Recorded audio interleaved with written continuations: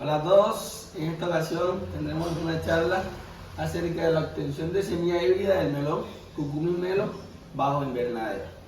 Mi grupo está conformado por Juan Álvarez, mi persona Mayro Martelo, Juan Ramírez y José Villadiego. En lo que contiene la charla, pues vamos a hablar un poco sobre la introducción, sobre los materiales y métodos, algunos resultados y una conclusión. De este modo se tiene entonces que el melón, conocido científicamente como Cucumis Melo, es una planta que pertenece a la familia de las cucurbitáceas, mismo grupo al que pertenece la calabaza, el pepino, la sandía, y que no es más que una planta herbácea que tiene un crecimiento de tallos rastreros o trepadores y que su fruto es una baya, como se muestra en la imagen, una baya de gran tamaño y esférica, y que puede variar su textura dependiendo de la especie, al igual de su pulpa, que aun cuando sea la especie, todas tienen una característica y es que es un poco dulce. Se dice que su origen proviene de Asia, pero hay algunos medios que dicen que se vienen de África. De Egipto hace 4000 años se encontraron unos hallazgos y se dice que viene de África. Sin embargo, se tiene más afinidad con que viene de los lados de Pakistán e India, que pertenecen al continente asiático. Mientras que la hibridación se puede entender como un método o una práctica en el cual se pretende obtener un nuevo individuo que contenga las características de dos progenitores. En este caso aquí tenemos dos plantas hermafroditas de melón en este caso, y se va a hacer una hibridación entre dos especies, entre una especie que va a actuar como madre y una especie que va a actuar como padre. Aquí podemos ver que se le está quitando las anteras a esta flor femenina para que quede solamente el pistilo, y luego acá con una brocha o con un copito puede ser, se remueve el polen de las anteras de esta flor y se trae hasta acá, hasta el pistilo, para que esta luego sea fecundada y de origen a un nuevo fruto que va a tener las características de ambos progenitores. Aquí por este lado vemos una flor estaminada o una flor masculina, y podemos ver y notar la diferencia exactamente con la flor pistilada, la flor femenina, que en este caso aquí en esta parte de aquí tiene un ovario, la flor femenina, que posterior a su fecundación se va a convertir como tal en el fruto. Y aquí una imagen que ilustra cómo se lleva el polen en un copito para ser posado sobre la flor femenina. Entonces, en este ensayo como tal, lo que dice, como lo dice el título, lo que se busca es conseguir semillas híbridas bajo efecto invernadero en plantas de melón. Este ensayo se realizó entre el mes de junio y octubre del 2019 en un invernadero de aproximadamente 500 metros cuadrados y que queda ubicado en el recinto Puerto La Boca de la parroquia Puerto Cayo. Esto tiene una temperatura en este lugar de 24 grados centígrados y unas precipitaciones anuales aproximadamente de 300 milímetros, muy bajas como se puede observar. Y pues prácticamente lo que se utilizó fue una línea parental hembra H2583, a la cual se le aplicaron dos tratamientos. Un tratamiento donde las plantas se realizaron podas, y el segundo tratamiento a plantas que no se realizaron podas. Y se utilizó para la investigación un diseño en bloque completamente al azar, con dos tratamientos, el poda y sin poda. Como resultado de esto, se evaluaron nueve variables respuestas, como la altura de la planta, que se midió desde la base de la planta hasta el ápice o el meristemo de crecimiento. Se midió en metros y se utilizó una cinta métrica.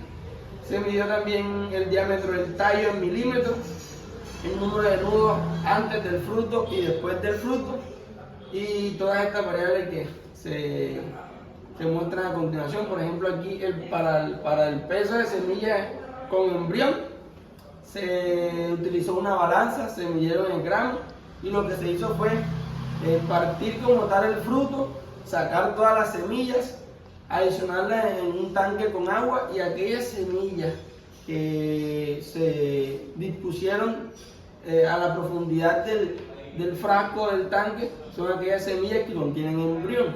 Luego se secaron y estas fueron pesadas.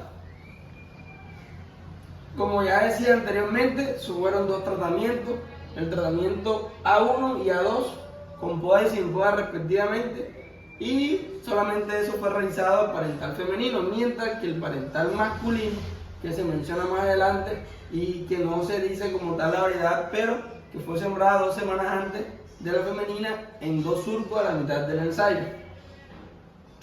Se bloqueó, como dije anteriormente, un diseño en bloque completo al azar. Se bloquea porque no daba el tiempo suficiente para realizar la polinización todas en un solo día, por lo tanto se poliniza a los 25 días, a los 30 días y a los 35 días después del trasplante de las plantas hembras.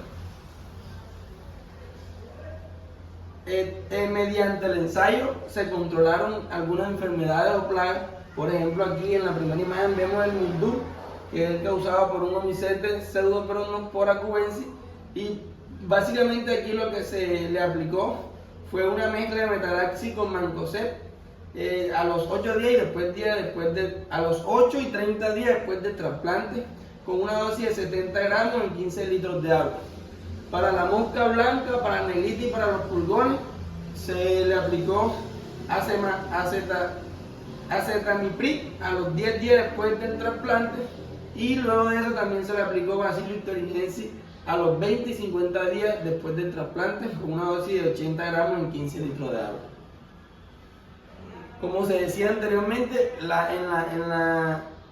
en el tratamiento número 1, que son plantas podadas, se realizó la poda a una sola rama principal, eliminando las ramas restantes para que no se produjera brote secundario y para evitar la formación de ramas secundarias. Y luego de eso se le realizó el tutoraje a cada planta y se trató con un fungicida las heridas para que no hubiera de pronto diseminación de una enfermedad.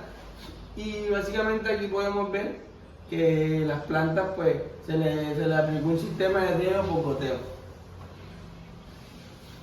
En el manejo de los cruzamientos, por ejemplo, ya decía anteriormente, el parental macho, que fue sembrado 2 semanas antes en 2 surcos centrales, aquí se le colectó como tal el polen a las flores masculinas, se le cuidaron unas tarrinas plásticas, se dejaron secar más o menos media hora a 1 hora y luego pues, se tomó el polen y se trasladó hacia la flor femenina para la hibridación.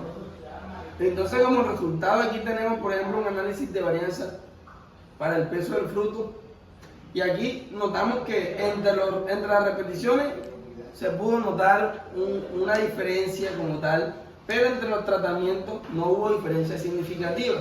Aquí nos lo puede confirmar nuestro p-valor, que es mayor a 0.01.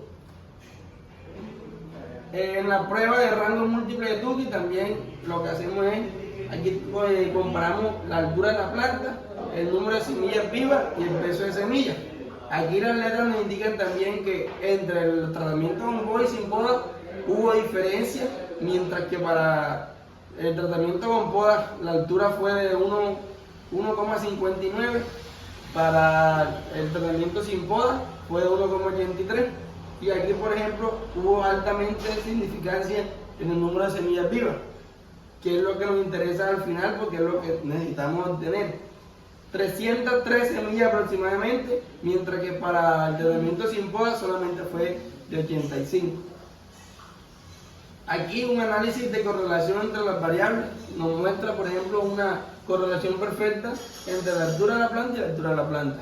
Pero lo que realmente interesa aquí es que a medida de que el volumen del fruto aumenta, también puede aumentar el peso del fruto, puede aumentar el número de semillas vivas y el peso de semillas, aunque como tal esta correlación, digamos que es ligeramente positiva, puesto que no llega a 1, pero nos demuestra que si el volumen del fruto aumenta, aumenta así el número de semillas vivas.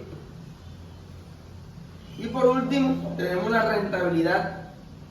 Como tal, aquí se utilizó una relación de beneficio-costo, lo que nos dice que si como tal el beneficio-costo es mayor a 1, es rentable, y si es menor a 1, no es rentable. Aquí, por ejemplo, nos damos cuenta que para el tratamiento con poda fue de 13 y para el tratamiento sin poda fue de 2.93. Nos indica que ambos fueron rentables, ¿está? Pero es fácil notar de que con poda se obtuvo prácticamente 5 veces más, diría yo, que lo que se obtuvo sin poda. Por lo tanto, aunque ambos fueron rentables, significativamente el tratamiento con poda fue muchísimo más eficiente. Y como conclusión, pues se plantea que para iniciar como tal una práctica de hibridación es obviamente tener conocimiento de ambos, de todo lo que concierne a la especie, a la planta, a su floración, su polinización, y pues de que como tal quien obtuvo mejor rendimiento fue el tratamiento número 1, planta con poda, que tuvo por lo menos un beneficio costo de 13 más o menos, y que esto se aplica solamente para la variedad H20-583 como se menciona anteriormente. Y finiquitando, pues hoy en día la mejora genética del melón se enfoca en la obtención de híbridos de gran vigor, que es lo que se le llama la heterosis, que es como tal obtener un individuo que supere al promedio de los progenitores, en este caso el padre y la madre. Aquí podemos observar que se logró el objetivo como tal, que era la obtención de semilla híbrida de melón, y se obtuvo también de que el mejor tratamiento fue el tratamiento 1 de la planta con poda. Por lo tanto, para esta variedad en ensayo se establece de que su mejor tratamiento es realizarlo con poda, controlar como tal todas las enfermedades y hacer una buena polinización. Muchas gracias.